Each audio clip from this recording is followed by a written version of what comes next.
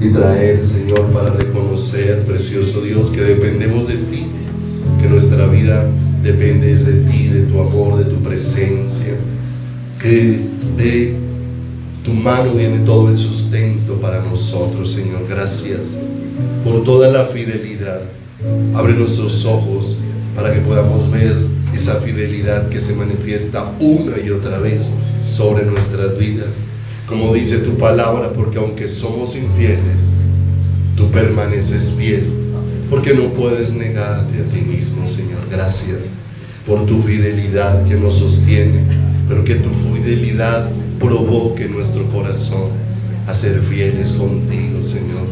Que seas tú el que nos selle, para que este pueblo podamos honrarte, Señor, en toda nuestra manera de vivir, Señor. Podamos estar rendidos a tus pies, oh Dios de los cielos, Señor. Gracias por tu palabra esta mañana.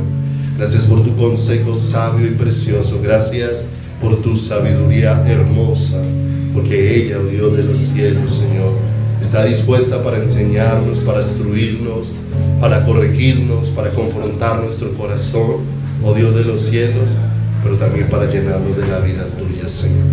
Permite que tus palabras, oh Dios de los cielos, hablen a lo profundo de nuestro ser y nos atraigan a ti. Te lo pedimos en el glorioso nombre de Jesús Santísimo. Gracias, Señor amado. Amén y amén, Señor. Aleluya. Muy buenos días para todos. Dios los bendiga grandemente en esta hermosa mañana. Hermosa, hermosa, porque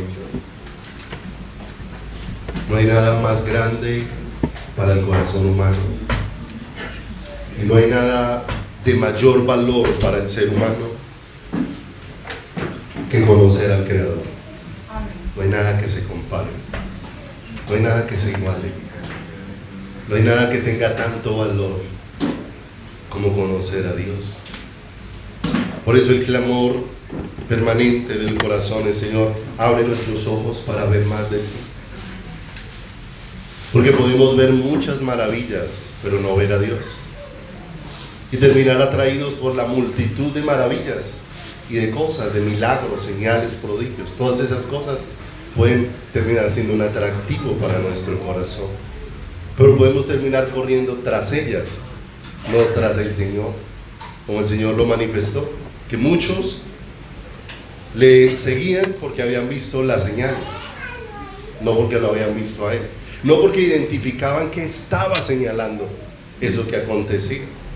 Pero qué hermoso que el Señor empieza a darle luz a un hombre como Nicodemo, y en esa luz que el Señor le empieza a dar, cuando Nicodemo viene a Jesús de noche, este Nicodemo le dice: sabemos que has salido de Dios, porque nadie puede hacer las cosas que tú haces si Dios no estuviera contigo. Y eso ya es una luz. O sea, él está identificando que hay algo diferente en Jesús, que lo que acontece en él proviene de quién. No tiene mucha claridad, pero ya fíjese que Nicodemo ya no está corriendo tras lo que Jesús hace, sino que empezó a ir ¿a quién? A Jesús. Y qué hermoso, porque hacia allí es hacia donde Dios nos está dirigiendo, y nos está dirigiendo y afirmando, porque cada día está más cerca la venida del Señor. Cada día está más cercana la venida del Señor. La palabra dice que cuando advirtiéramos todas las cosas que estaban anunciadas en la palabra que se iban a dar juntas, nos pusiéramos firmes, porque pronto sería nuestra redención.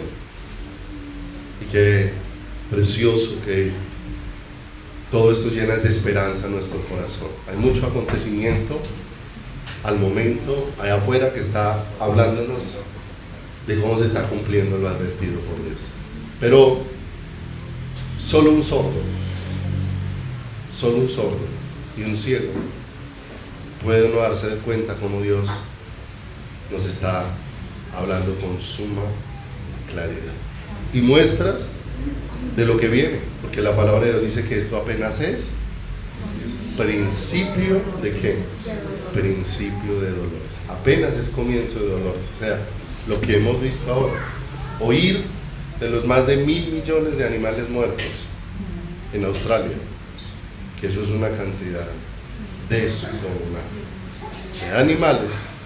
Realmente eso es poco con lo que aún está por venir sobre la faz de la tierra. Pero no olviden, a nosotros el miedo no nos va a hacer afirmarnos en el Señor. Si podemos oír estas cosas, nos aterramos por un momento, pero en 2 días se pasó el miedo y se pasó la expectativa. De manera que lo que hace vibrar nuestro corazón respecto a esto es el amor. Si Dios va despertando en nuestro corazón el amor hacia Él, ese amor sí nos hace estar a la expectativa de su venida, a la expectativa de su venida. Porque Dios está preparando un pueblo para Él, una novia limpia, pura, santa, sin mancha y sin arruga, como aquella mujer a la que se le propuso palabra de matrimonio, que aquel varón la miró y le expresó su amor y le trajo un anillo, y ese anillo que le ofreció le dijo: ¿quieres casarte conmigo? Y ella extendió su mano y recibió el anillo para decirle: sí, acepto la propuesta de matrimonio. No se han casado, pero ya aceptó ¿qué? La propuesta de matrimonio. Ahora ella exhibe un anillo por todos lados, que es el anillo de compromiso, ¿cierto? Eso significa que no tengo ojos para ningún otro más que para mí amar, y que toda mi vida ahora está dispuesta ¿para quién? Para Él. Y la palabra de Dios dice que a nosotros, como la novia de Cristo, Dios nos ha dado las arras, ¿cierto? Nos ha dado el anillo, pero el anillo no nos lo puso aquí, lo depositó en nosotros a través de su Espíritu, porque dice la Escritura que Él ha derramado de su amor por su Espíritu en nuestros corazones. Ya puso un sello, de manera que este pueblo que ha sido sellado con su Espíritu, necesariamente cada día tiene que ir teniendo claridad de que ya no tiene ojos para nadie, sino para su Señor, y que ahora su vida está dispuesta para que toda su vida sea del agrado de su Creador, del agrado de su Señor. Y para eso nos está preparando nos está preparando el Señor. No sé que tanto estés escuchando al Señor, que tanto lo estés escuchando, pero te invito, mi amado, no podemos ser sordos a todo lo que acontece. Vaya conmigo por favor a Mateo capítulo número 11, verso 25. Mateo 11, 25. Y qué hermoso, porque esa porción que aparece aquí es tan ajustada para la necesidad de nuestro tiempo y para la necesidad que tienen nuestros corazones de Dios. Dice Mateo 11, 25: en aquel tiempo, respondiendo Jesús dijo: te alabo, Padre, Señor del cielo y de la tierra, porque escondiste estas cosas de los sabios y de los entendidos y las revelaste ¿a quién? A los niños. Sí, Padre, porque así te agradó. Todas las cosas me fueron entregadas por mi Padre, y nadie conoce al Hijo sino el Padre, ni al Padre conoce a alguno sino el Hijo, y aquel a quien el Hijo lo quiera revelar. Venid a mí, todos los que estáis trabajados y cargados, y yo os haré descansar. Llevad mi yugo sobre vosotros, y aprended de mí, que soy manso y humilde de corazón, y hallaréis descanso para vuestras almas, porque mi yugo es fácil y ligera es mi carga. Cuando empezamos a mirar toda esta porción, tan preciosa, pero tan preciosa, que si la podemos recibir en el Espíritu, ha de edificar mucho nuestras vidas. Porque no podemos olvidar que el lenguaje de Dios es un lenguaje muy diferente al lenguaje del mundo. De manera que si yo quiero pensar las palabras de Dios en el lenguaje del mundo, será imposible recibirlas en mi corazón. Porque aquí va concluyendo todo esto en dos cosas que hoy faltan mucho en el corazón de las personas: mansedumbre y humildad. La mansedumbre escasea muchísimo, pero lo triste no es que escasee en el mundo. Lo triste es que la mansedumbre y la humildad escasea muchísimo dentro del pueblo de Dios. Por eso es un mensaje muy actual para nosotros. Y muy actual porque cuando miremos todo el contexto que rodea lo que el Señor está diciendo aquí, te vas a dar cuenta que el Señor estaba hablando directamente a aquellos que decían tener conocimiento de Dios, pero que muchas veces olvidamos que hay un aspecto que aleja muchísimo el corazón del ser humano, pero muchísimo. Y se ha repetido la historia, la hemos leído, pero a veces tristemente no aprendemos.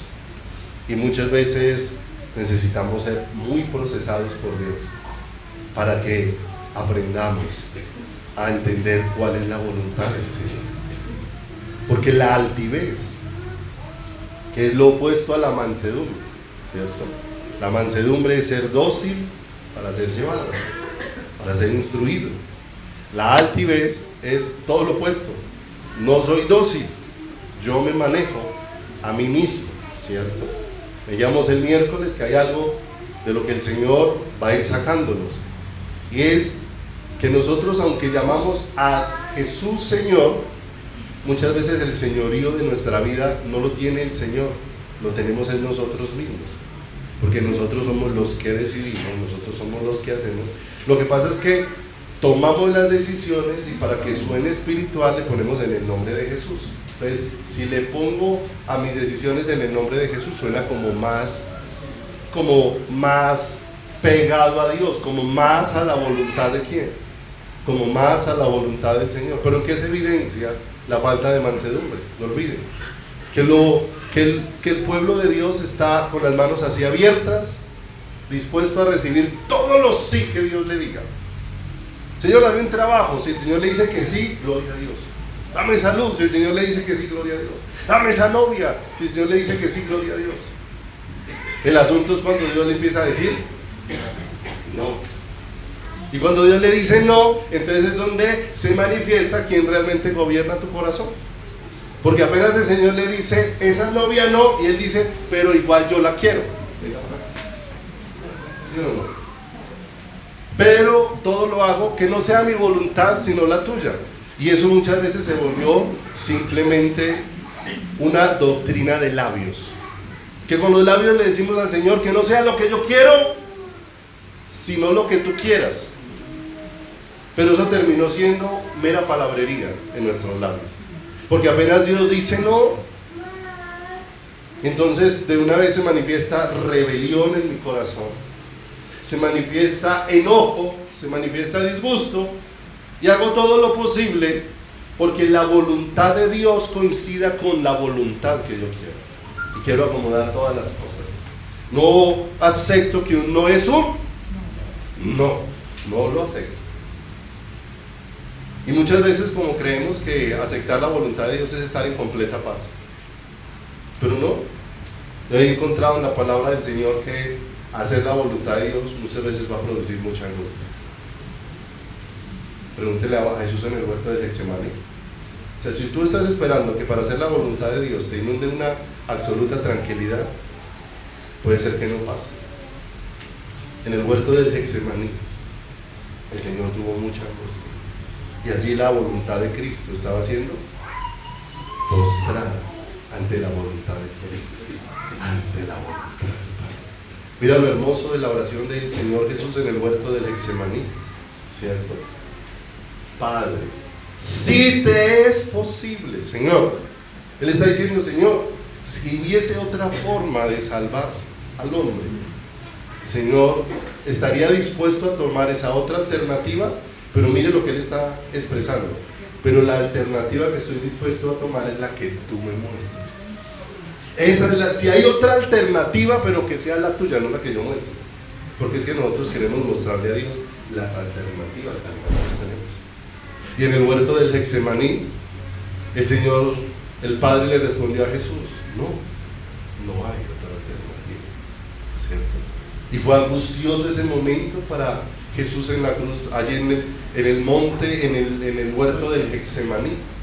Y fue angustioso porque dice la Escritura que su sudor era como grandes gotas de sangre, ¿cierto? Un asunto que los médicos llaman hematoidrosis, que es cuando una persona está en suma angustia, los poros se rompen debido a la suma presión que está soportando y el sudor brota con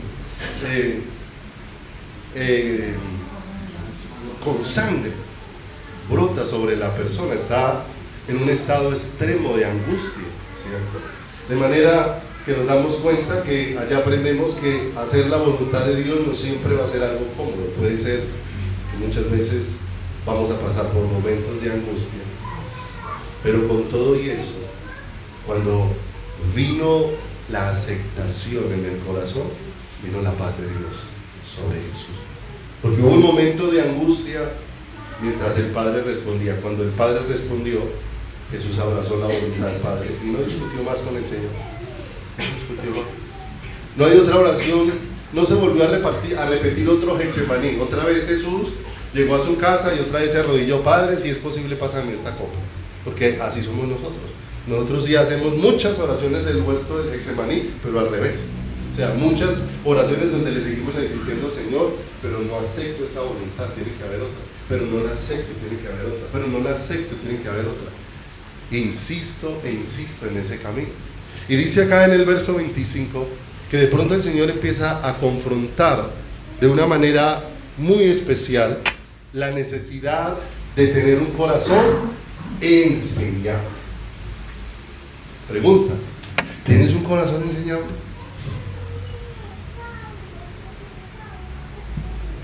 ¿Tienes un corazón enseñable? ¿Cierto? ¿Cuál es nuestra reacción al ser corregidos? Porque eso hace parte de ser instruidos, ¿sí o no? Porque a veces decimos sí aquí mientras estamos sentaditos, ¿sí o no? Normalmente casi todos los movimientos de cabeza en la iglesia son así, ¿cierto? Qué bueno que así viviéramos en la casa, ¿sí o no? Así, con aceptación en nuestro corazón y en nuestra vida, ¿cierto? Necesitamos tener un corazón enseñable para recibir las cosas de Dios, porque si no hay un corazón enseñable, no vamos a poder recibir las cosas de ¿quién? No vamos a poder recibir las cosas que Dios tiene dispuestas para nosotros. El Señor aquí está hablándole, y dentro de su público hay cantidad de personas religiosas, y están fariseos, saduceos, está una cantidad de pueblo religioso que ellos han empezado a tener una consideración en su vida. Conocemos mucho de Dios porque conocemos mucha Biblia, pero yo he encontrado que conocer mucha Biblia no es sinónimo de conocer a Dios. No es sinónimo. Porque hay gente que conoce mucha Biblia y no se les puede hablar, no se les puede corregir, ¿cierto? Hay gente, crea, hay servidores de Dios tan entronados, ¿cierto? Tan entronados que creen que porque es el pastor no es corregible. Entonces, si alguien le va a decir: pastor, me parece que esto está equivocado, lo que está enseñando, cuidado con tocar los ungidos del Señor. Y aparecen esas expresiones, es porque ese es entronado en el yo de su corazón. O sea, yo me volví intocable. es lo que expresa esa persona. Y eso no puede ser posible, ¿cierto? Porque ¿qué dijo el Señor? ¿Cómo mira el Señor al altivo? ¿Cierto? Miren lo tremendo.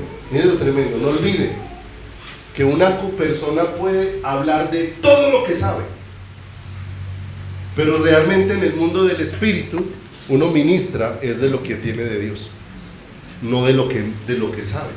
Por eso la iglesia tiene que pasar de estar descrestada con los muy buenos oradores que hay al presente, para empezar a mirarles cuál es el carácter que se ve en la vida de esa persona. Porque la escritura no dice que los conoceréis por su oratoria, dice por sus frutos. Y frutos está hablando de carácter, de la naturaleza que ahora está siendo instalada en la vida de esa gente. Si la persona dice, o en la palabra de Dios dice, que Dios al altivo lo mira de lejos, y el fruto que yo veo en ese carácter, aunque exprese mucha Biblia, esa altivez, amado, ese está lejos de Dios. Lo que va a ministrar de Dios es nada de la vida de Dios, porque estamos hablando es del asunto de lo que se da, de lo que se ministra. Y lo que está necesitado el pueblo de Dios es de la vida de Dios. No necesitamos gente más capacitada para manejar la Biblia al derecho y al revés. Necesitamos más gente es con la vida de ¿quién? De Dios. ¿Qué decían de los discípulos cuando los veían? Estos hombres han estado ¿con quién? Han estado con Jesús. Pero no decía que han estado con Jesús porque alguien los vio allá con él, no, porque los veían hablar como él hablaba, veían el carácter de Cristo en quién. Los veían con el carácter del Señor, ya instalándose dentro de la vida de quién, dentro de la vida de ellos. Todos los fariseos tenían mucha información, pero mucha información bíblica. Eran diestros, conocían, los fariseos y los escribas sabían con exactitud porciones de la palabra. Que crea que un fariseo al presente le daría sopa y seco a un creyente en su conocimiento bíblico, en el conocimiento que tenía de la palabra. Fácilmente lo podía corregir hasta leyendo. No se salte las comas, ahí hay un punto, haga una pausa, ahí cambia el tema. Conocían muchas cosas, pero había un gran vacío en el corazón de ¿quién? Haga conmigo por favor a Mateo 23.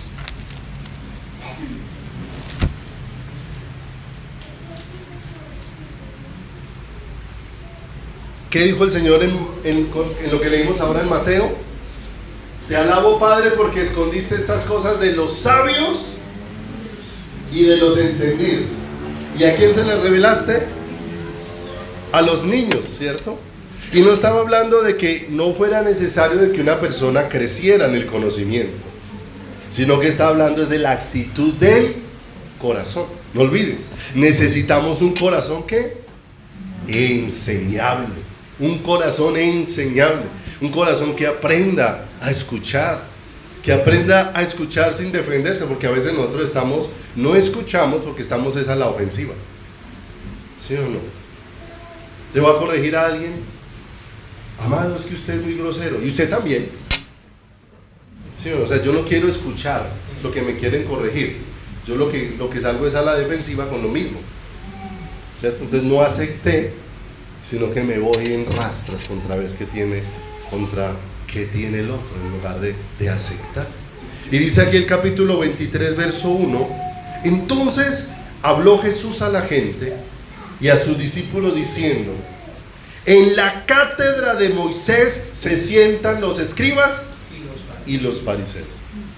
Y si mira este lenguaje, está hablando de un lenguaje de una persona que está totalmente capacitada para enseñarle a quién, a otros. Una persona que tiene tal conocimiento que puede instruir a quién, a otros. Se sientan, o sea, se sienten muy cómodos. Es algo que manejan, tienen dominio sobre ello. Pero dice el verso número 3: así que todo lo que os digan que guardéis, guardadlo y hacedlo.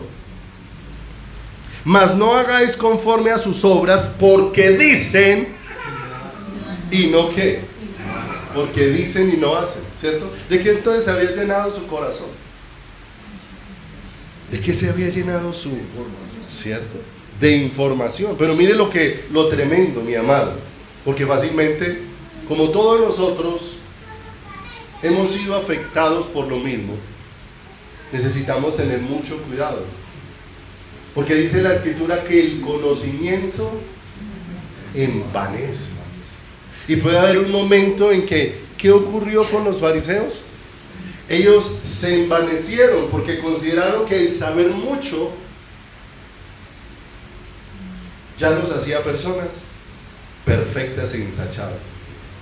Y se convirtieron en personas que tenían mucha exigencia hacia los demás, pero no hacia sí mismos. Y si hay algo bien tremendo, ¿usted quiere detectar una persona en la que haya orgullo? Esa persona demanda mucho de los demás, exige mucho siempre, voz de crítica, voz de señalamiento, todo le disgusta, ¿cierto? Siempre tiene como el dedo apuntando, siempre ella se está considerando en una mejor condición que la que están quienes, todos los demás.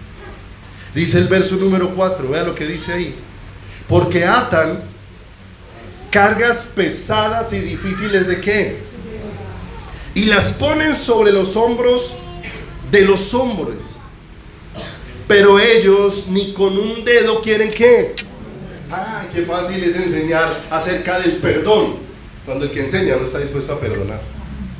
Eso es atar una carga sobre la vida de otro, ¿cierto? ¿Usted no ha visto que muchas veces así somos los consejos nuestros? Los consejos nuestros, que muchas veces somos consejeros de todo mundo menos de nosotros mismos. Menos de nosotros mismos, ¿sí o no? Y cuando yo le aconsejo a otro, al otro lo aconsejo de manera que le digo: sí se puede, usted sí puede tener un corazón diferente, usted sí puede actuar diferente. Pero cuando se trata de mí, digo: no, es que eso es muy duro, eso es muy difícil, no, yo no soy capaz con eso, ¿cierto?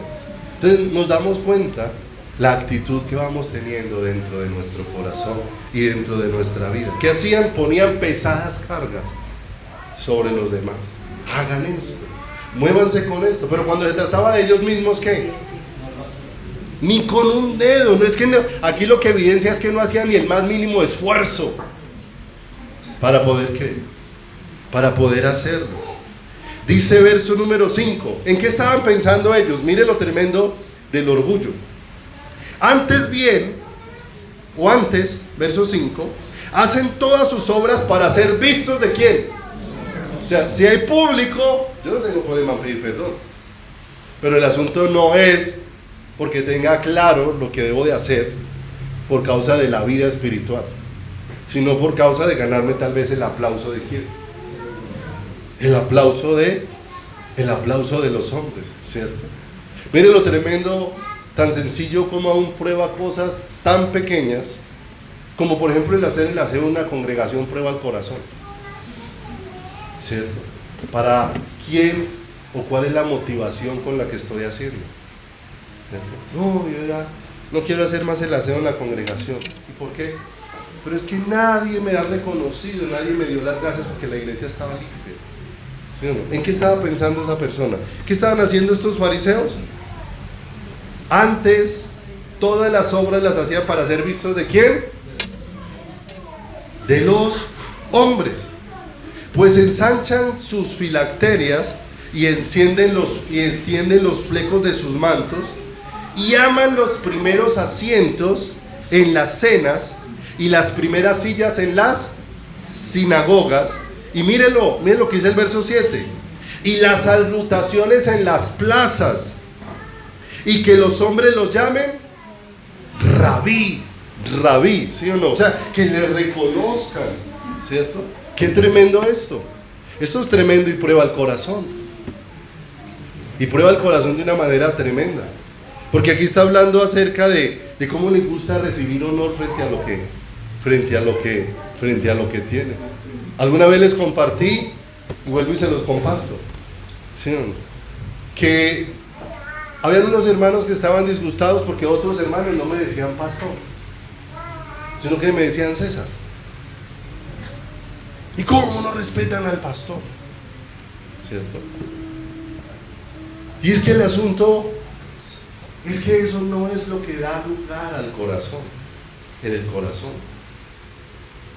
Porque es que a mí lo que me hace pastor no es que me digan pastor, sino que realmente la vida de Dios está en mí para poder hacer lo que Dios desea, ¿cierto? Independientemente de que me digan César, o de que me digan o que me digan pastor. Yo no tengo problema con cualquiera. Es que si me dicen de una o de otra forma, eso no va a dejar de que Dios obre lo que Él desea hacer a través de quién, a través de mi vida. Pero hay personas que una vez reciben un llamado, a partir de ese momento pareciera que el llamado los puso como en otro nivel, ¿cierto? Como que hay que rendirles ¿qué? Pleitesía por el llamado que tienen, y no se trata de ese asunto. Mire lo tremendo de esto. Yo puedo llamar pastor a alguien y no tener el más mínimo respeto por esa persona,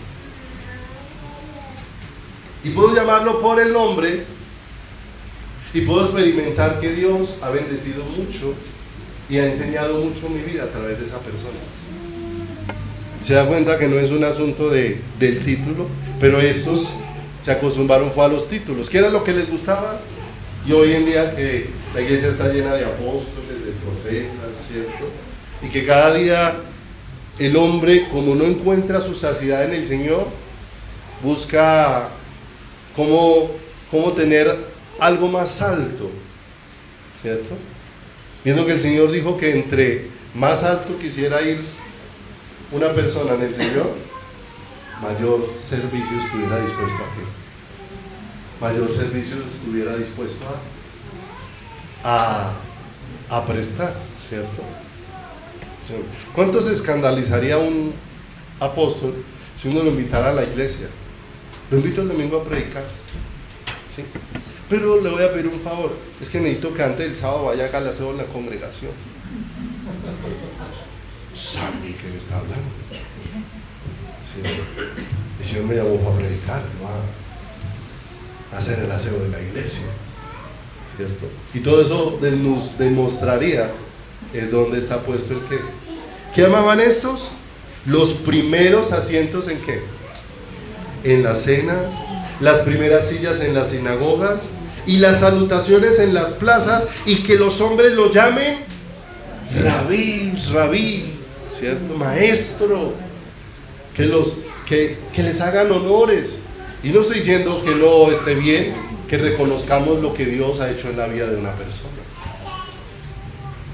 pero una cosa es que yo reconozca lo que Dios ha hecho en la vida de una persona, a otra cosa es que mi corazón empiece a rendirle pleitesía a esa persona. Son dos aspectos que muy diferentes. ¿Ellos de qué honraban tener títulos? De rabí, de maestro. También les gustaba que les dijeran padre, porque necesariamente eso los identificaba como que ellos eran la fuente de lo que estaba sucediendo. Mire lo que dice el verso 8. Pero vosotros no queráis que os llamen rabí, porque uno es vuestro maestro, el Cristo, y todos vosotros sois ¿qué? Verso número 9. Y no llaméis Padre vuestro a nadie, ¿dónde? Porque uno es vuestro Padre, el que está ¿dónde? Ni seáis llamados maestros, porque uno es vuestro ¿qué? El Cristo. El que es el mayor de vosotros sea vuestro siervo, porque el que se enaltece será humillado, y el que se humilla será ¿qué? Enaltecido. ¿Cuánta información tenían ellos? ¿Cuánto conocimiento bíblico? ¿Cierto? Pero en medio de todo ese conocimiento, ¿qué era lo que ellos estaban buscando? Su propia honra, su propio honor. Estaban buscando era que los siguieran a ellos, y no a quién, y no a Cristo. Por eso no podemos olvidar algo muy importante, mis hermanos, que si alguien se quiere congregar donde tú te congregas, no es porque tú le hables de las maravillas ni del pastor, ni de la alabanza, ni de los hermanos, ni del lugar, porque es que ese no es ningún atractivo de la iglesia. Que alguien te escuche hablando tan hermoso de Dios, te vea tan enamorado de Dios, te vea tan con el carácter de Dios, que te diga, por esa razón quiero ir donde tú te congregas, para encontrarme con Dios como tú te encuentras con Dios. Eso es muy diferente, porque es que es un encuentro con Dios el que transforma ¿qué? La vida. ¿Qué es lo que hace difícil la relación entre cristianos de diversas denominaciones? Sencillo, que es que cuando nos reunimos de diversas denominaciones, lo que queremos hablar no es de Cristo, sino de nuestros pequeños reinos. Pues cómo es mi iglesia, sino qué son las bondades de mi iglesia, ¿sí o no? Entonces cada uno empieza a sacar pecho y a enaltecerse, a enorgullecerse con eso, y entonces cada uno termina yendo por su propio lado, y eso genera solo desunión. Pero cuando nos reunimos, ¿sí o no? ¿Qué es lo que a nosotros nos une? Cristo. Usted se encuentra con una persona que se congrega en otro lugar, su tema único es, ¿sí o no? ¿Qué opina de tal cosa? No, venga, aquí el tema es Cristo. Venga, hablemos desde Cristo. Ese es nuestro tema. Si nuestro tema es Cristo, vamos a permanecer ¿qué? Unidos. Dios allá está dirigiendo la congregación, nosotros tenemos que estar pendientes de qué está haciendo Dios con nosotros aquí. No sea que por estar pendiente de la viña de otro, descuidemos lo que Dios nos ha puesto a hacer aquí. Nos ha puesto a hacer a nosotros en nuestro caminar. Entonces eso nos lleva de una manera muy especial. Mire qué manera diferente de predicar. Ya no estamos hablando del sitio, de las comodidades del sitio, del sonido, de nada de eso. Porque el único atractivo de la iglesia es ¿quién? ¿Sí o no? Porque si usted le habló del sonido y que la alabanza es espectacular y ese día vino y no había luz y tocó cantar solo a voz, entonces esa persona se va a ir decepcionada porque todo lo que usted le pintó ya no fue. Y si le pintó al pastor como una maravilla y ese día el pastor por alguna razón no saludó al invitado que usted trajo, entonces ese invitado se va a ir ofendido porque es que el pastor no es sino arrogante, no me saludó. Pero cuando usted, el atractivo de la iglesia es Cristo y esa persona vino y vio a Cristo, eso es diferente. Porque lo que le va a dejar atrapado su corazón es que, ¿sabe qué es lo que nos hace volver cada semana aquí? Cristo. Él es nuestra razón de ser. No puede haber otro atractivo dentro de la iglesia, ¿cierto? Pero nosotros cuando traemos predicadores, así el Señor nos lo ha permitido hacer, no anunciamos con un mes de anticipación que va a venir tal persona, para que usted no venga con motivaciones equivocadas a la iglesia. Amén. Usted llegó y le sorprendemos, amado, y va a predicar tal hermano. ¿Sí o no? Porque si no, entonces usted empieza a pensar que la reunión está muy buena porque vino tal hermano a predicar. No, es que la reunión es muy especial porque está Cristo en medio de nosotros, independiente del que venga a predicar. Siempre ha sonado como feo esta expresión, pero lo importante no es el burro que habla. Lo importante es el que hace hablar al burro. Amén. ¿Cierto? Eso es lo más importante. Porque si Dios no pone sabiduría en los labios de cualquiera que se pare a predicar, lo único que uno pudiera hacer aquí en este púlpito es rebuznar. No haría nada más. Es lo único que haría. Por eso no lo hacemos, por eso no le hacemos campaña a nadie para decirle que viene, ¿no? Si usted está conectado con Dios, llegó, y si Dios nos va a sorprender como Él desee, como Él quiera y como se manifieste de una manera especial, ¿sí o no? Para que no aparezcan como los letreros de las campañas que hacen los creyentes hoy en día, que aparece el letrero, hace un nombre así de grande del predicador y aquí un letrerito chiquito que dice Jesucristo, ¿sí o no? No debiera aparecer ni el nombre de ese predicador, porque el atractivo debe de ser ¿quién? El atractivo debe ser Cristo, porque ese predicador desaparece, pero Cristo sigue. Cristo sigue, ¿cierto? Cristo sigue, y eso es lo más hermoso. Así es donde Dios nos va volviendo dependientes ¿de quién? Dependientes de Él, dependientes de su presencia. Mira lo hermoso. Una cosa es reconocer lo que Dios ha hecho en la vida de una persona y cómo Dios me ha bendecido a través de todo lo que está haciendo en la vida de esa persona, a que esa persona se vuelva al centro de mi vida. Son dos cosas muy diferentes. Entonces reconocemos que bueno que el Señor levante pastores conforme a su corazón. Él lo ha prometido. ¿Y sabe qué es lo más hermoso? Que lo que Dios promete lo cumple, ¿cierto? Pero eso no es porque el pastor fuera alguien extraordinario, no, es porque Dios tuvo mucha misericordia, porque Dios tuvo mucho favor para hacer esa obra y levantar hombres así, conforme a su corazón y conforme al deseo suyo. Vaya otra vez conmigo ahí a Mateo, por favor, capítulo número 11.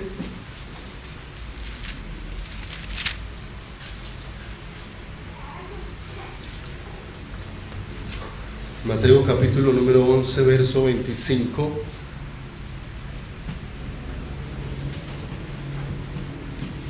En aquel tiempo respondiendo Jesús dijo: Te alabo, Padre, Señor del cielo y de la tierra, porque escondiste estas cosas de los sabios y de los entendidos, de los que creían saber, ¿cierto? Miren lo hermoso. Hay tantas cosas. A veces las personas creen que porque alguien es pastor sabe todos los temas, ¿cierto? Sabe todos los temas. No sé, hace poquito me preguntaron sobre un tema, no recuerdo cuál fue, pero yo no sabía. Y la persona decía: pero usted es pastor y no sabe. Le digo: no, es que usted no se alcanza a imaginar que lo que yo sé es muy poquito. Es muy poquito lo que yo sé del Señor, demasiado poquito. Porque la sabiduría de Dios es tan vasta y tan profunda que realmente lo que alcanzamos a ver del Señor es demasiado poco. El que cree saber algo, ¿cierto? A veces nos creemos saber algo, como le pasó a Nicodemo, hasta que con 2 preguntas quedó en bancarrota. Un maestro de Israel, con 2 preguntas. ¿Sí o no? ¿Acaso he de volver a entrar al vientre de mi madre? ¿Cierto? No sabía ni siquiera qué era nacer del Espíritu. Por ahí se arranca la vida cristiana. No sabía ni siquiera por dónde empezaba y ya iba en el camino. Entonces, ¿en qué camino iba? Entonces nos damos cuenta cómo lo que necesitamos es un corazón enseñado. Porque Dios nos puede sorprender, crea. Dios nos puede enseñar a través de muchas personas, a través de muchísimas personas. Es el tío de Steven. Un día nos compartió algo muy bonito, porque él trabaja en el jardín, en ese momento trabajaba en el jardín con familiares, y de pronto él está ahí dando las clases, y vino uno de los niños de ahí que no es creyente ni nada, sino de los que llevan al jardín, y ese niño se vino, lo abrazó, le dio un beso en la mejilla, le dijo: te amo, y se fue corriendo. Y él se quedó ahí pensando. Este niño le abrazó cuando siente que es la voz del Señor. Y dice: no es el niño, soy yo a través de ese niño, el que te estoy dando este beso y el que te estoy diciendo le amo. Y entonces te das cuenta. Cualquiera pudiera despreciar a ese niño porque tal vez es el que más molesta en el salón, el insoportable, pero ese día el Señor hizo que ese niño fuera una bendición y se le quebrantó el corazón, porque ese día ya no vio a un niño, ahora era el Señor manifestándose a través de la vida de ese tiempo. Entonces ya no despreciamos a través de quien Dios nos pueda a través de quien Dios nos pueda enseñar, porque estamos desatentos. ¿Cómo voy a aprender, Señor? Dios me puede enseñar a través de mis hijos, me puede enseñar a través de mi esposa, me puede enseñar a través de mis padres, me puede enseñar a través de amigos, me puede enseñar a través de un jefe. Bueno, Dios tiene tantos instrumentos, Pero cuando hay conexión con el Señor es donde empezamos a ver cómo Dios me está instruyendo. Y a veces uno se da cuenta que no es esa persona, que es Dios el que se está manifestando a mi vida a través de esa que muchas veces esa persona ni siquiera sabe lo que está ocurriendo y de lo que uno está haciendo consciente, como Dios se está manifestando de una manera extraordinaria. Pero hacia allá nos va llevando ¿quién? El Señor. ¿Pero qué necesitamos? Corazones enseñables. Corazones enseñables. ¿Por qué? Porque no es el mucho estudio el que hace que tengamos luz de Dios. Porque aquí dijo el Señor Jesucristo que no conocía al Padre sino al que Él se lo quisiera revelar. Y mire lo hermoso. Entonces, ¿qué es lo que le pedimos al Señor entonces? Un corazón donde Él se revele de una manera sobrenatural. Un corazón enseñable. Escondiste estas cosas de los que creían saber y a los niños se las mostraste. Aquellos que empezó el Señor a manifestarse y empezaron sus corazones a ser ensanchados de una manera extraordinaria. Pase al versículo número 29, por favor. Vamos a centrarnos entonces un poco allí. 29. Llevad mi yugo sobre vosotros y aprended de mí, que soy manso y humilde de corazón, y hallaréis descanso para vuestras. Miren lo hermoso. ¿Saben qué es lo que más agobiado tiene nuestro corazón? La falta de estas dos cosas. La falta de mansedumbre y la falta de humildad. Son de las cosas que más agobiadas tienen el corazón. Y nos vamos a dar cuenta por qué razón.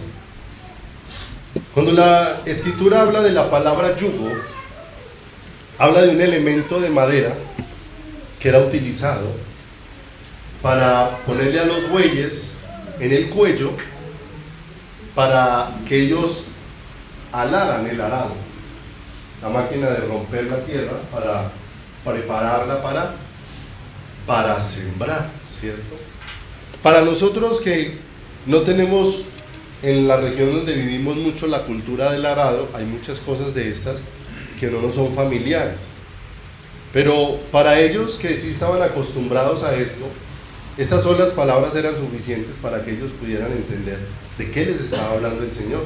De manera que vamos a aclarar un poquito cosas acerca de este yugo, ¿cierto? Primero era un yugo, habían dos clases de yugo, uno de madera y otro de hierro. El de madera era el que se ponía para los que iban a trabajar en el arado, pero el de hierro era el que le ponían, ¿sí?, a ese animal que era, como por así decirlo, indomable. De manera que el yugo de hierro se le ponía no para que aprendiera a ser manso, sino que el yugo de hierro se le ponía para que lo destruyera. Porque realmente el yugo de hierro le hacía demasiado daño, a tal punto que entre más el animal resistiera el yugo, más daño se hacía, y como el yugo no se rompía, lo que hacía era que se le rompiera el cuello al animal. Cuando se le rompía el cuello al animal, moría. Entonces había un yugo de hierro, ¿cierto? Que es cuando el Señor habla en su ira de poner yugos de hierro, ¿cierto? Porque está hablando de cosas que va el Señor a quebrar, pero eso no. Pero aquí estamos hablando del yugo de madera que era puesto sobre los animales, pero habían algunas condiciones de lo natural que nos permiten aprender para el ámbito espiritual, ¿cierto? Entonces, yugo era un artefacto de madera que tomaba la cabeza de los dos, el cuello de los dos bueyes, ¿cierto? Un buey es un toro castrado, y me llama mucho la atención de que el buey o el toro no se cogía a cualquier momento para empezar a entrenarlo, sino que normalmente había una edad en la que se calculaba: este toro está preparado para empezar a ser instruido. Y en el caso del toro era a la edad de 2 años. A la edad de 2 años se decía que el toro ya había alcanzado la altura, sus huesos ya habían templado, ya tenía la musculatura para empezar a ser entrenado con el yugo, ¿sí? Y juntamente con eso, antes de empezar a ponerle el yugo, lo primero que tenían que hacer con el toro era que lo tenían que castrar. Un toro sin castrar no se podía utilizar para ponerle yugo, porque necesariamente si le ponían el yugo, aunque aceptara el yugo de empezar a arar, si de pronto sentía una vaca en celo, no le importaba destruir el yugo, el toro que lo llevaba al lado, por irse detrás de ¿qué? De la vaca. O sea, había algo que iba a ser más fuerte que él y lo iba a hacer irse, de manera que una condición era que tenía que ser ¿qué? Castrado, ¿cierto? Que tenía que ser castrado. Le ponían el yugo, y me llama la atención porque el yugo se lo ponían inicialmente solo al toro, lo castraban y lo primero que le ponían, le empezaban a poner peso a él solo en el cuello, de manera que aunque tenía peso se movía. Después de unas semanas le ponían el yugo, pero todavía el yugo lo tenía pero solo. Cuando ya se acostumbraba a mantener el yugo sin botarlo, entonces era donde lo ponían junto a otro toro antiguo que tuviera la misma altura, ¿sí?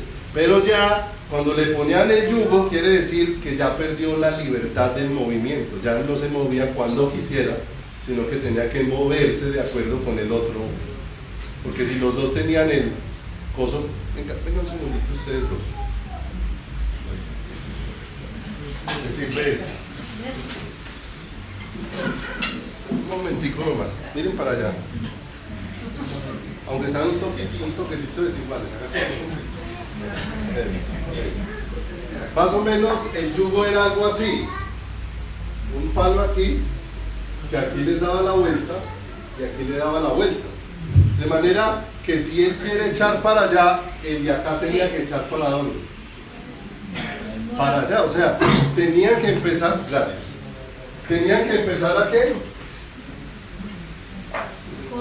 A caminar a la par, ¿cierto? De manera que siempre lo ponían con un buey entrenado, que ya sabía trabajar, de manera que ese buey mantenía controlado ¿a quién? Al otro. Y el otro, el buey viejo tenía tanta fuerza que él solamente se quedaba quieto. Si el buey nuevo empezaba a resistir la dirección, simplemente el buey se quedaba quieto y el otro con su movimiento empezaba a hacerse a sí mismo daño. Entonces, para no hacerse daño, él empezaba a ceder y a ceder, a ceder, hasta que se volvía ¿qué? Dócil. Pero no solamente dócil, sino que juntamente que los ponían a los dos, miren que todavía no les habían puesto carga, solamente les ponían el yugo y los ponían a caminar a los dos. Y les ponían un guía, y el guía tenía una vara, pero la vara era para cada ratico a azotar al toro al toro nuevo, porque siempre tenía la tendencia a no aceptar el yugo, de manera que le pegaba con la vara, pero le hablaba. ¿Para qué? Para que ese nuevo buey aprendiera a reconocer la voz de su guía. No solamente, mire lo que tenía que aprender el toro, tenía que aprender a aceptar el yugo, después aceptar que no era solo, sino que se tenía que mover a la par con otro, y que tenía que atender a la voz del que lo guiaba, de manera que ese era un entrenamiento que más o menos duraba 6 meses. ¿En quién? En los animales. Y así se preparaba un buey para llevar ¿qué? El yugo. Cuando nosotros lo vamos a tomar la primera parte por ahí, porque la segunda, cuando el Señor habla de llevad mi yugo, ¿y a quién le está hablando él? Mire que él le dijo que no le había dado esa palabra a los entendidos ni a los sabios, sino ¿a quién? A los niños, porque a raíz de esta forma en que se hacía en la agricultura, en la época de Jesús, habían muchos rabinos. Y los rabinos eran maestros que tenían muchos discípulos. Y habían diversas escuelas donde se formaban discípulos. Entonces, ¿cómo se identificaban los discípulos? Por el yugo.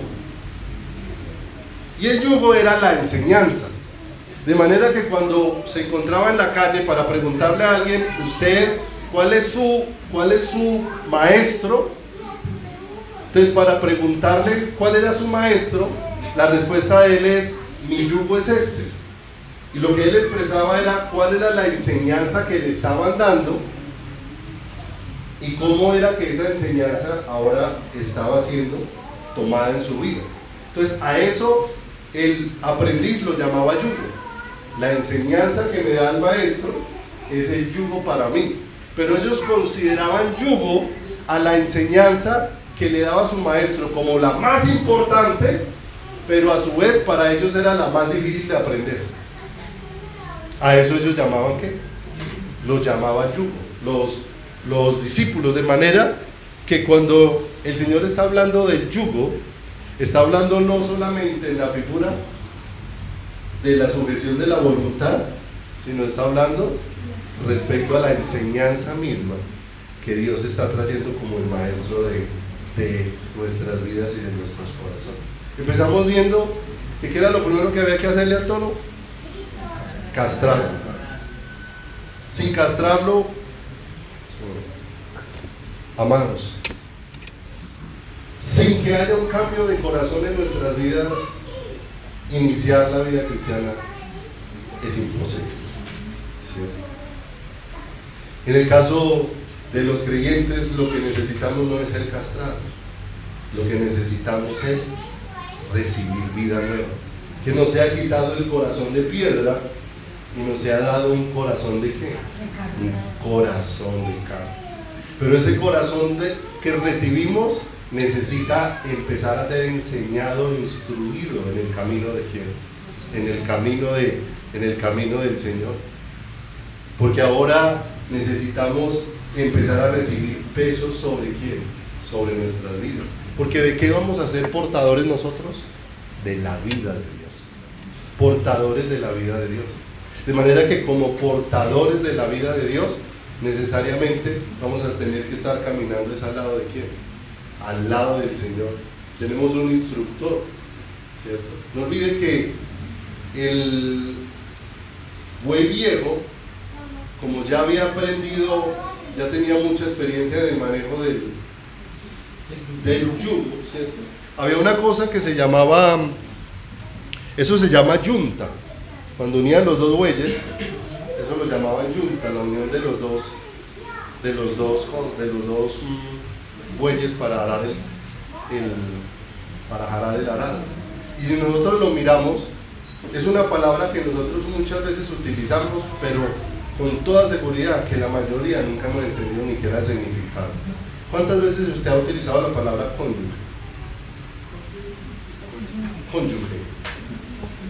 Cónyuge, ¿cierto? Y ese es mi cónyuge. O ese es el cónyuge de tal. ¿Sí? La palabra cónyuge es la palabra conyugo. Eso es la palabra, conyugo. Esa es la palabra. ¿Qué significa? Que cuando yo era soltero, hacía mi voluntad y vivía como me parecía. Yo tenía un estilo de vida solo. Pero cuando me casé, ahora ni él camina como le parece, ni yo camino como... Tenemos que caminar juntos, o sea, es de parte y parte, ¿cierto? No es la mala enseñanza o el mal tomar los versículos equivocadamente, donde dice que es que el hombre es cabeza de la mujer, entonces el hombre hace y deshace porque es cabeza de la mujer. No. Cuando hablamos de cónyuge, hablamos de mutuo sometimiento. El hombre sometido a la mujer sometida ¿a quién? Ay, miren lo hermoso. ¿A qué nos lleva eso? A que no hacemos lo que nos parece. ¿Sí o no? O sea que cada uno tiene que ceder para que aprendamos a caminar ¿qué? A caminar juntos, ¿cierto? ¿Se dan cuenta como ahí ya tomamos un yugo en el matrimonio. La única forma es aprendiendo a aceptar. Aprendiendo a aceptar que ya no soy yo solo, que no es mi parecer, que en el hogar no es para imponer lo que a mí me parece, porque no olvide, si no se me va a quebrar el cuello, se me va a quebrar el cuello. Ahora, ¿por qué el Señor utilizaría este animal para compararlo y para utilizar esta palabra? ¿Cierto? Porque el Señor habla de que lo que es duro para el ser humano es la cerviz. Doblar la cerviz. Él dijo: le extendí mis manos todo el día a un pueblo duro de servir, ¿cierto? A un pueblo que no quiere aceptar mi voluntad, a un pueblo que no quiere abrazar mi deseo, a un pueblo que no quiere lo que yo quiero. Y no olvide, ¿de qué se habían llenado los maestros de Israel? De arrogancia. El conocimiento los había vuelto orgullosos, arrogantes, los había vuelto altivos, ¿cierto? Y si uno mira, la verdad es que todos, no solamente por ellos, todos los seres humanos somos inclinados a eso. Somos inclinados a aspectos como el orgullo, que a veces se nos pela más el cobre unas veces que otras, ¿cierto? El hecho de que unas veces se note más o que a uno se les note más no significa que el otro no tenga, ¿cierto? Porque a veces consideramos que si uno se le vio más feo, entonces ese está peor que yo. No, lo que pasa es que de pronto ese lo expuso más rápido, pero necesariamente todos hemos sido afectados por la misma situación, ¿cierto? El orgullo. Compartirles solo estos familiares que alejan tanto de Dios, todos son como de la misma familia, como amigos inseparables. El orgullo es un comportamiento que tiende a exagerar su importancia o sus virtudes, ¿cierto? Es el que hace que es que yo soy muy importante, ¿cierto? Es que yo soy el que tengo que sobresalir, ¿sí? ¿Qué es lo que le afectó su corazón cuando usted entró a un lugar y saludaron a todos, pero a usted no lo saludaron? ¿Sí o no? Es su orgullo el que sale a reclamar allá, su orgullo. Su orgullo es el que sale a decir: ay, a mí ¿por qué no me saludaron? ¿Sí o no? Es el que sale a reclamar. Porque muchas veces creemos ser más de lo que decimos, pero en realidad somos menos. Decimos más de lo que somos, realmente. Pasa en nuestras vidas. ¿Y eso es por causa de qué? Por causa del orgullo. La palabra orgullo en el original es elevarse. ¿Qué significa? Sentirse más que los demás. Eso es la palabra ¿qué? La palabra orgullo. ¿No recuerda que el fariseo entró al templo y oraba consigo mismo diciendo: gracias a Dios porque no soy como este pecador? ¿Sí? ¿Cuántas veces nosotros podemos considerar eso? ¿Cierto? Una cosa es que la misericordia de Dios no nos deje pecar, y otra cosa es que yo me considere mejor que quién.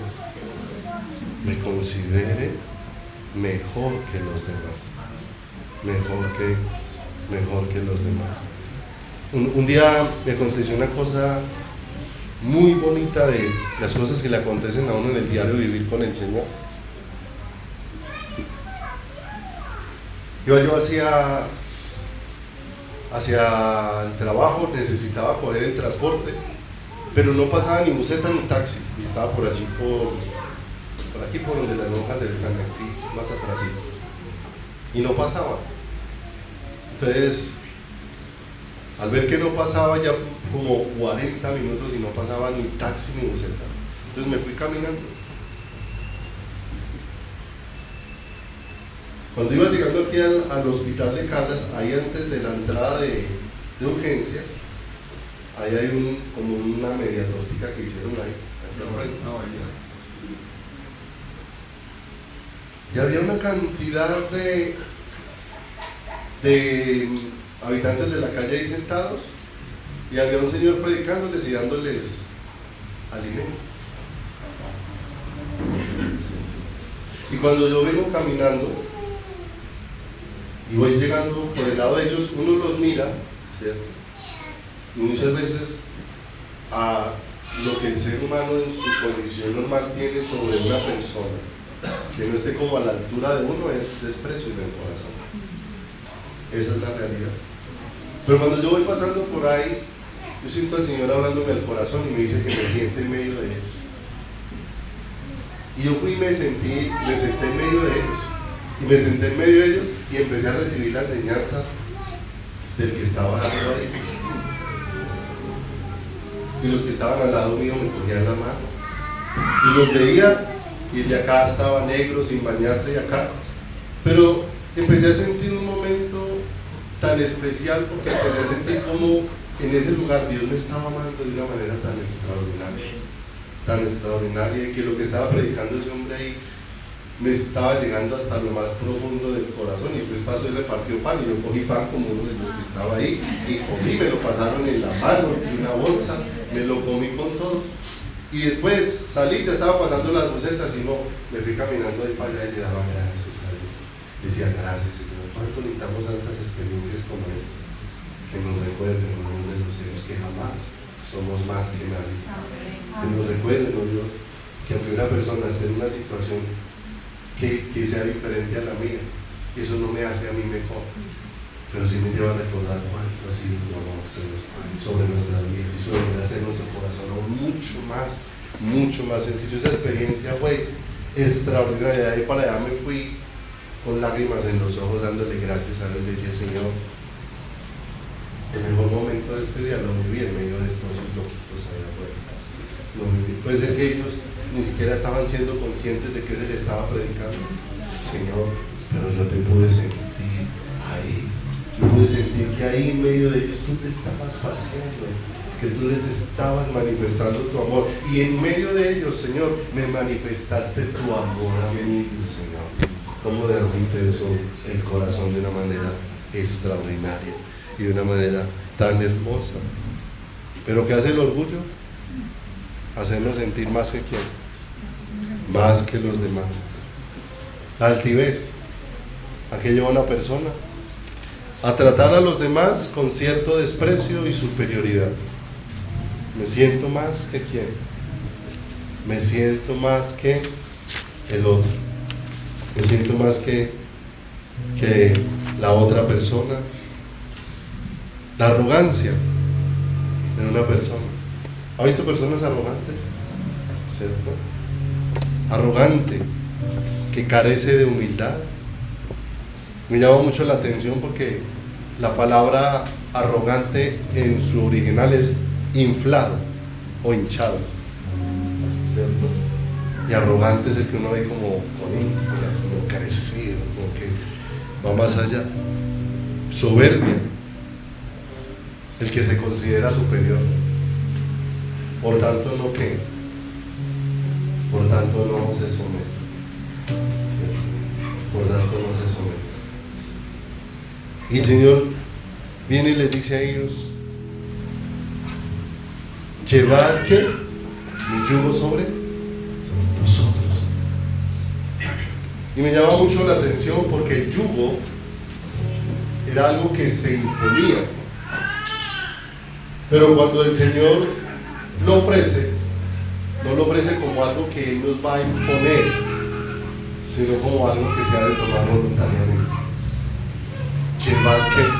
Mi yugo, como algo que se ha de tomar voluntariamente, porque el que tomaba ese yugo aprendía algo especial. Si lo aprendía un animal que consideramos no tiene la capacidad de razonamiento que tiene el hombre, ¿cuánto más nosotros? Si dice Isaías 1:3, mira lo que dice Isaías 1:3.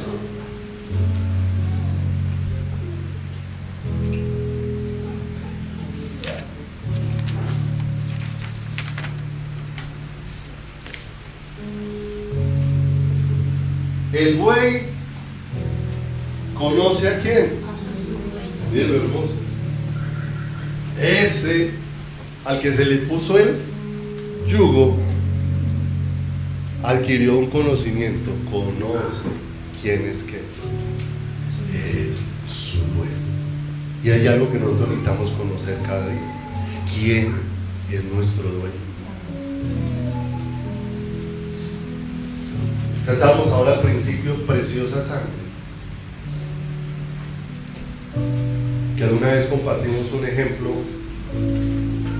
con los hermanos, y cuando algunos no lo han escuchado, lo quiero compartir.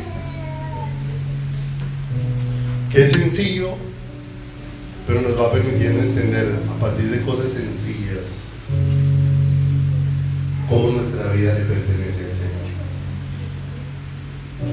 Porque había un niño que cogió un trozo de madera y con sus manos empezó a trabajarlo y formarlo hasta que se hizo un barquito. Lo pulió, lo organizó y con sus propias manos lo hizo y se hizo un barquito. Y un día estaba lloviendo muy fuerte y él sacó su barquito y lo puso al borde de la calle y la corriente era tan fuerte que el barquito se fue. Más adelante había una entrada de alcantarilla y el barquito se fue por ahí. Se perdió el barquito hecho por las manos del niño. Un día iba el niño caminando por la calle y pasó por un almacén y cuando miró, su barquito estaba exhibido en un almacén. Se ve. Él entró y dijo: ese barquito es mío, yo lo hice. El del almacén le dijo: sí, pero aquí se vende. Preguntó el niño cuánto valía el barquito.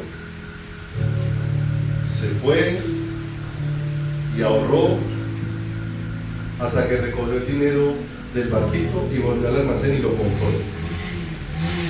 Iba el niño con el barquito entre sus manos y le dice: barquito, ahora eres doblemente mío. Uno, porque te hice, y dos, porque te compro.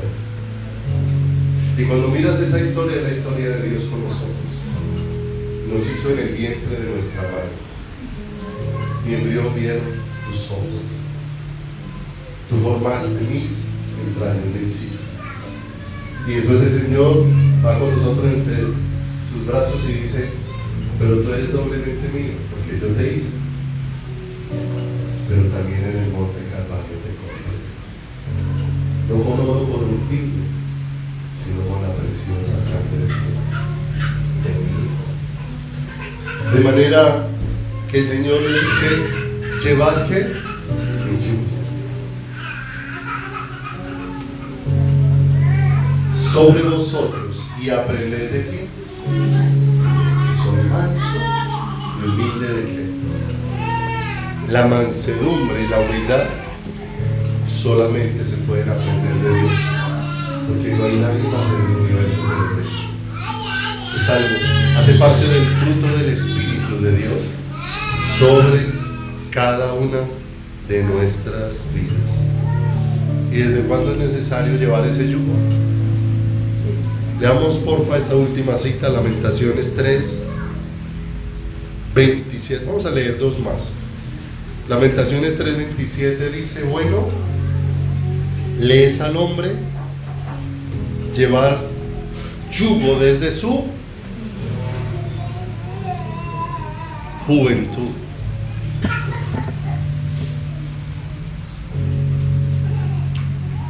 Y Números, capítulo número 15, verso número 30. ¿Qué es lo que impide llevar el yugo? La altivez, el orgullo, la arrogancia, la vanagloria,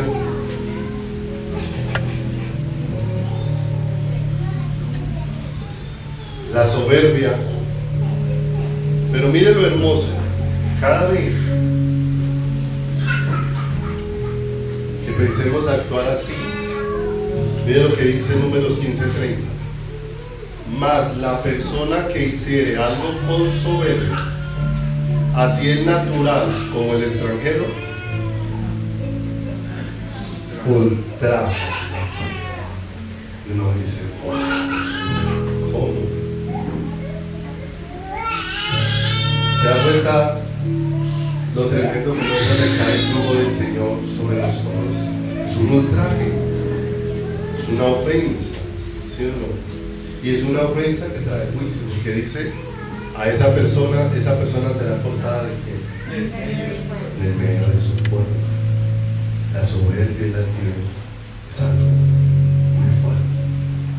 César, yo quiero contar, yo la segunda vez que vengo acá, vengo a través de Dios, por intermedio de Jaime Gobierno del Señor Cristiano. Y me recomendaron que viniera acá. Yo he venido por mi propia voluntad, vine la semana pasada, no, antes vine con mi esposa y le cuento que siendo toda esta enseñanza de él, todo me cae a mí. Y yo quiero darle gracias a Dios porque los tengo a todos ustedes y porque yo sé que yo necesito nacer de nuevo. Necesito que todos ustedes me enseñen a compartir y a creer en Dios, porque yo he sido todo lo que usted ha dicho, todo es un verbo. Yo quiero que ustedes, a través de sus corazones, me enseñen a vivir y a encontrar no solamente la felicidad con mi esposa, con mi familia, sino con todos ustedes. Muchas gracias. Dios es poderoso. Y Dios no tiene casualidades, sino propósitos. Y muchas veces nosotros no sabíamos que Dios nos había puesto una cita con Él. Pensábamos que simplemente estábamos en un lugar por algo, pero realmente era Dios mismo trayéndonos.